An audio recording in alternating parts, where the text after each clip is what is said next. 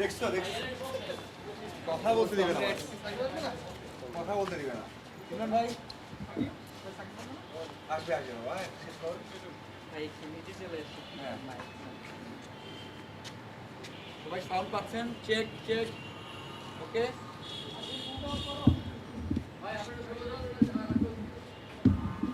Thank you. ঠিক আছে সবার? ঠিক আছে সুজন গান ভাই, ঠিক আছে? হয়েছে? যাবো দেখুন, টি-20 দলে ফার্স্ট টাইম, আর বাংলাদেশ বড় টুরেই যাচ্ছে ইন্ডিয়ার এগেনস্টে ম্যাচ। সো কেমন লাগছে এবং চ্যালেঞ্জের জন্য প্রস্তুত কিনা আপনি? না, অবশ্যই ভালো লাগতেছে, আনন্দিত খুব। প্রথমবার টি-20 দলের সুযোগ পেয়ে, আর ইন্ডিয়ার সাথে খেলা তো প্রিপারেশন ওরকম ভালোভাবে নেওয়া হয়েছে, কারণ আমরা এখানে অনেকদিন প্র্যাকটিস করছি, প্র্যাকটিস ম্যাচও খেলছি। তো প্রিপারেশন ওয়াইজও সবাই রেডি আছে, ইনশাল্লাহ ভালো কিছু হবে। নিজের প্রিপারেশনটা যদি বলতেন একটু, নিজের একটু আলাদা প্রিপারেশন নিয়েছেন, যেটা লং টাইম খেলছেন, ন্যাশনাল টিমের সাথে থাকার অভিজ্ঞতা আছে, এবং ইন্ডিয়া স্পেশালি ইন্ডিয়ান টিমকে নিয়ে, কারণ তাদের মাটিতে তারা অনেক স্ট্রং, তারা ওয়ার্ল্ড কাপ চ্যাম্পিয়ন। আপনার প্রিপারেশনটা কি এবং আপনি নিজে বোলিংয়ে কতটা জোর দিয়েছেন? আমার প্রিপারেশন পার্সোনালি আমি যতটুকু প্রয়োজন ততটুকু নেওয়ার চেষ্টা করছি, কারণ ইমপ্রুভের শেষ নাই। সো আমি এখানে যখন ক্যাম্প হয়েছে আমাদের শরীর স্যারের সাথে কাজ করার চেষ্টা করছি, কি কোন জায়গাগুলো আর ইমপ্রুভ করা যায়। সো ওইভাবেই নিজেকে প্রস্তুত করছি, এখন মাঠে খেললে ইনশাল্লাহ ভালো দেওয়ার চেষ্টা করবো। রাকিব, আমরা দেখেছি যে সাকিব ভাই তো আর খেলবেন না সাদা বল। সাকিব ভাইয়ের পরে আমরা ধরনের লেফটটা মিসকিন আমরা পাইনি, সেটা সাদা বল। সেক্ষেত্রে আপনাকে সেই জায়গায় বিবেচনা করা হচ্ছে বা ভাবা হচ্ছে। আপনি এটাকে কীভাবে দেখছেন, এটাকে কীভাবে তৈরি করার চেষ্টা করছেন? না, দেখেন, আমি আমার সেরাটা দিয়ে চেষ্টা করব, কারণ ওভাবেই নিজেকে রেডি করতে, যদি আমি দলের সুযোগ পাই নিজের বেশ শটটা দেওয়ার চেষ্টা করবো। রাকিব, ন্যাশনাল এক্সপিরিয়েন্স হলো অনেকেই আসছে, কিন্তু বেশি দিন আসলে খেলতে পারেনি বা আবার রিপ্লেস করা লাগছে। আপনি একেবারে ইয়াং, ভালো করেছেন আমরা 19-এ। আপনার ইচ্ছাটা কি লম্বা সময় ধরে খেলে যাওয়া নিশ্চয়ই, সেই প্ল্যানটা কি? না না, সবারই তো ইচ্ছা থাকে যে ন্যাশনাল টিমে যখন খেলবে লম্বা সময় ধরে খেলার জন্য, ইন্টারন্যাশনাল লেভেলে ডমিনেট করে খেলার জন্য। তো আমারও ওরকম ইচ্ছা, আমি গত এইচপিতে 3-4 বছর ধরে ওরকমভাবে প্রিপারেশন নিচ্ছি। তো আমি যদি সুযোগ পাই নিজের সেটা দিয়ে একটা জায়গা তৈরি করার চেষ্টা করবো, যেটা দিয়ে আমি ইন্টারন্যাশনাল লেভেলেও ডমিনেট করতে পারি। ভারতের টিমটাতে টেস্ট টিমে খেলেছেন এরকম কেউ নেই। জানেন যে তারা একটা তরুণ টিম করেছে। এই টিমটাকে কীভাবে দেখেন এবং কতটা চ্যালেঞ্জিং মনে করেন এই টিম? আসলে প্রতিপক্ষ কে আছে, কে ব্যাটসম্যান, কে বলার, এগুলো দেখার সময় খুব কম আছে। আমি আমার স্কিলে বিশ্বাস করি, আমরা সবাই আমাদের স্কিলে বিশ্বাস করি। আমরা যদি আমাদের স্কিলে এক্সিকিউট করতে পারি মাঠে, আর রেজাল্ট আমাদের পরে আসবে।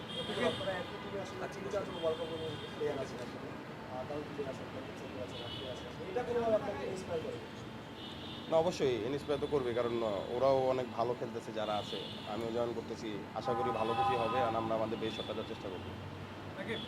আসলে টি-20 সালে আসলে বোলিংটার সাথে ব্যাটিংটা আসলে অনেক বড় ম্যাচ আসলে নিজের ব্যাটিং প্রিপারেশনটা কতটা নিয়েছেন বা কেমন?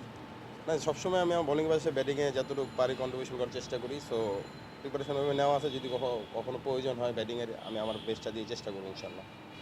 রাকিব, যাদের সাথে আসলে এজ লেভেলে খেলেছেন তারা 6 থেকে 7 জন এখন টি-20 করে খেলছে, এটা কতটুকু তৃপ্তি দেওয়া না, অবশ্যই এটা তো অনেক তৃপ্তি দেয়। যখন আমি ওদেরকে দেখছি, ওরা যখন আগে খেলছে, আমি সবসময় ওদের জন্য দোয়া করতাম, ওরা যেন ভালো খেলে, এবং ইভেন সবাই ভালোও করতেছে। যে সাকিব, শরীফুল, হৃদয় ভাই ডমিনেট করে খেলতেছে, দেখতে ভালো লাগে। এখন যখন আমার সুযোগ আসছে, আমি চেষ্টা করবো ওরকম ডমিনেট করে খেলার জন্য। Last one. 2020 আন্ডার 19 ওয়ার্ল্ড কাপে আপনারা যে অনেক প্লেয়ার কিন্তু ইন্ডিয়ান টিমেও আছে। আপনাদের ব্যাটেলটা আমরা দেখেছি, নট অনলি মাঠের বাইরেও মেন্টাল একটা ব্যাটেল করবো। টি-20 দলও বেশ কয়েকজন আছেন, ওদেরও আছেন, আপনারাও আছেন। এই ব্যাটেলটাকে কীভাবে দেখছেন যে আবার নতুন করে সেটা? দেখেন, এটা তো অনেক বছর আগেই ছিল, বাট এরপরেও আরেকবার কয়েকজনের সাথে খেলা হয়েছিল এশিয়ান গেমসের সময়।